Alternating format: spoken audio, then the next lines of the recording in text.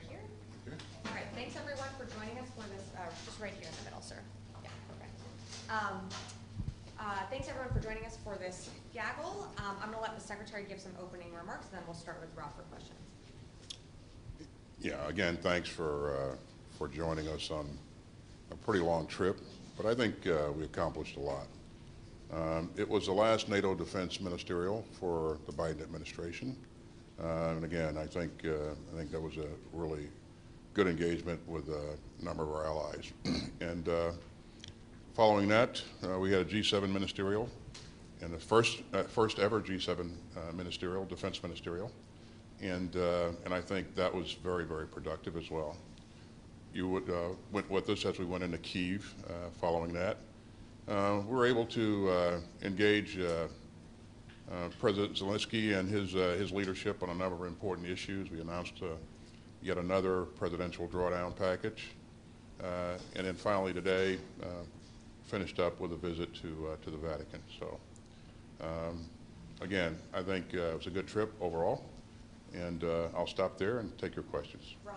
Mr. Secretary, you just met with the Pope, had an audience with him. Can you share more about what you discussed, and did he talk to you about any of the conflicts in Ukraine or the Middle East? Well, it won't surprise you that the Pope is very much focused on what's going on in Ukraine and also in the Middle East as well. He's concerned about humanitarian issues in both areas, and of course we share a common desire to see these conflicts scale back in terms of the level of activity and a ceasefire in both cases. Again, I think he'll continue to exercise his influence to do the right things, and I'll continue to do what we're doing on our end to make sure that, number one, Ukraine can defend itself and its sovereignty, and number two, as we've said a number of times, we're going to continue to support Israel in its efforts to defend itself. We need to dial down the tension in the Middle East region, and we need to also find a way to transition in Ukraine. Now, as we've said all along, we're going to continue to support Ukraine. They will determine when the time is to go to a negotiating table. But you've heard me say before, this conflict will end in some kind of negotiation at some point. Thanks. Bill. Mr. Secretary, in his nightly video address last night, Ukraine's President Zelensky called on allies not to hide and to respond to evidence of North Korean involvement in Russia's war in Ukraine. So I'll ask you, have you seen any evidence that North Korean troops are in Russia? And if so, what is the intent of this deployment? Well, our analysts they continue to look at this. Now, we are seeing evidence that there are North Korean troops that have gone to Africa. Now, not Africa, but Russia. What exactly they're doing, left to be seen. These are things that we need to sort out, and we'll have more for you on that later. But yeah, as we continue to look at this, there is evidence that there are DPRK troops, in Russia. So. Eric. Just to follow up on that, sir, can you talk a little bit about what you understand the intent of those troops to be, and what does it say about perhaps the desperation of Putin that he's having to rely on these kind of troops? What role is that, and what is North Korea getting in return for that? What's the quid pro quo with that? All things that we're trying to gain better fidelity on, Eric. Number one, why are the troops there?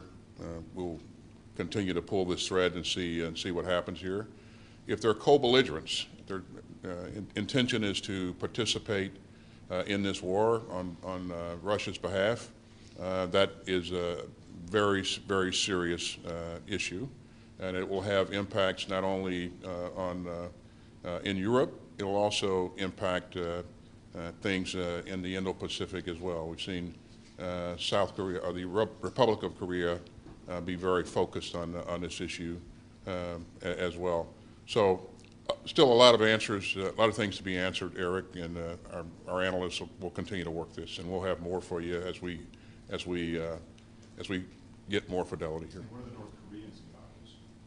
Why are they doing it? Yeah, unknown. Certainly, there is a strengthened relationship, for lack of a better term, between Russia and DPRK. You've seen DPRK provide arms and munitions to Russia, and this is a next step. But what it means in terms of where Putin is, you've heard me talk about the significant casualties that he has experienced over the last 2.5 years. This is an indication that he may be even in more trouble than most people realize. But again, he went tin cupping early on to get additional weapons and materials from DPRK and then from Iran. And now he's making a move to get more people, if that is the case. If these troops are designed to be a part of the fight in Ukraine. But we'll see. These are questions yet to be answered. Natasha. Thank you, Mr. Secretary. Two quick questions. As you're likely aware, there is a DoD official who named and accused on social media of leaking highly classified intelligence about Israel. Is that disinformation? Do you rule out that individual is being investigated, and has the probe honed in on the suspect? There's no OSD official being named as a part of this investigation, so that is not true at this point. I've seen no evidence of that or any indication that any OSD official will be implicated as a part of this. So. Okay. And secondly, Israel has claimed that Hezbollah has a major bunker underneath Al-Sahel Hospital in southern Beirut. Doctors who work there have denied the allegation. Has the U.S. seen its own evidence of this bunker underneath that hospital? We've not seen evidence of that at this point, but we'll continue to collaborate with our Israeli counterparts to gain better fidelity on exactly what they're looking at. Laura, Mr. Secretary, I understand you shared with the Ukrainians your duty spent plan for the next 5 months for the Ukrainian conflict. As you know, 5 months is after the inauguration of what will be a new administration. So if Trump gets elected, will you speed up that plan to ensure Ukraine gets all the money that Congress has allocated? And how will you ensure that all of the equipment actually gets delivered, since you know that takes longer?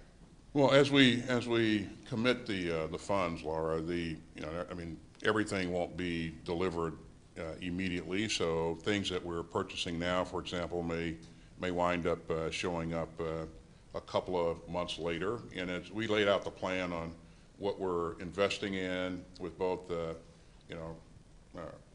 our USAI funds and the drawdown materials that we're providing, when we can get some of those materials refurbished and into Ukraine. And again, it's not instantaneous. It may take weeks or in some cases a couple of months. But we laid that plan out for them, and we're confident that based upon what we've done and what we are doing, that those things will be delivered in the timeline that we've outlined. So. But a new administration could change that and could stop those deliveries. They would have to de-obligate, the things that we've already obligated. So I think we're pretty sure that these materials will continue to flow. So. And thank you. Chris? Thank you, Mr. Secretary. While you're in Ukraine, President Zelensky spoke of some $800 million the U.S. has pledged towards drone production. What is the purpose and goal of that? Is that just for drones, or could Ukraine use that towards ballistic or cruise missiles? Well, we're going to continue to invest in their long-range strike capability. Now, what we've seen is that they've developed the capability to mass produce drones that are very, very effective and that can go impressive distances. We've seen them strike targets that are 400 kilometers beyond the border and even deeper with precision. And they can do that at a fraction of the cost of a ballistic missile. So it makes sense to invest in that capability and their ability to continue to scale. And I think that addresses the needs that they'll have not only now but long into the future. Would you say that addresses the long-range strike question that we keep bugging you about? We, as you told you so many times, the range of an ATACMS is 300 kilometers. They're striking targets that are beyond 400 kilometers with precision. So, you know, and they can do that at a fraction of the cost. So this balances out the, you know, the balance sheet here. And you know, if we're going to be able to, if they're going to be able to sustain their efforts, we've got to be able to afford it. And so it makes sense for them to expand the capacity. It makes sense for us to invest in what they're doing. It works, it's effective, and it's precise. So. Thank you. And our last one, Yep, Missy. thanks so much. In Lebanon, the targets that Israel is striking in the Beirut area have widened beyond military sites. It's hitting municipal buildings and health clinics. Last night, there were intense strikes on apartment buildings, and now Israel's issuing the warning, as Natasha mentioned, about this hospital, suggesting that could be a target. And then, on the other hand, in northern Gaza, you know, the UN is describing the situation there as beyond catastrophic. The UN says the IDF is, you know, continuing its offensive there, denying permission to rescue people from the rubble. Only a handful of trucks are reaching the north each day, and meanwhile, the Netanyahu government, some of the ministers today were having conversations about resettling Gaza and extending the occupation there. All of that to say, I know you are a strong supporter of Israel's self-defense, but you've also said that how they do it matters. In your view, as someone who has commanded counterinsurgent campaigns extensively, do you think that they've gone beyond self-defense on both of these fronts to something that's more punitive or indiscriminate? And are you worried that Israel's actions are weakening, not strengthening its security in the long term? Well, Missy, you've heard me say on a number of times a couple of things. Number one, the ability to accomplish your goals militarily in terms of achieving objectives and protecting humans or protecting civilians in the battle space. Those two things are not. You can do both of those things. They're not mutually exclusive. And the other thing that I've emphasized throughout, Missy, is the need to protect civilians and provide that humanitarian assistance. And this is something I talk to my counterpart about every time I talk to him. Those two things. We got to be more precise in our operations, and we have to make sure that we're doing what's necessary to get assistance and aid into the civilians. Failure to do that will, you know, will create a generation of Palestinians that really will continue to resist cooperating with Israel in the future. So you're actually increasing the numbers of insurgents in the space if you fail to do that. It's a strategic imperative in my view. Okay, but just to clarify, is in your view, are the actions that they're taking on both fronts, have they gone beyond self-defense actions? Well, you know, it's one of the things in both cases that makes this more difficult is that both Hamas and LH use civilians as human shields. They put their stores of weapons in apartment buildings, beneath mosques and churches and schools and hospitals in order to make it more difficult to strike them. Because of that complication, you know, that has increased the occurrence of civilian casualties. I think, you know, let's not kid ourselves. This is a complicated, very difficult battle space, and you know, so we need to do everything we can. The Israelis need to do everything they can to be as careful as possible to protect civilians in that battle space. But Hamas and LH make it more complicated. So. Thank you all. Appreciate your time, and thank you, Mr. Secretary. All right, we'll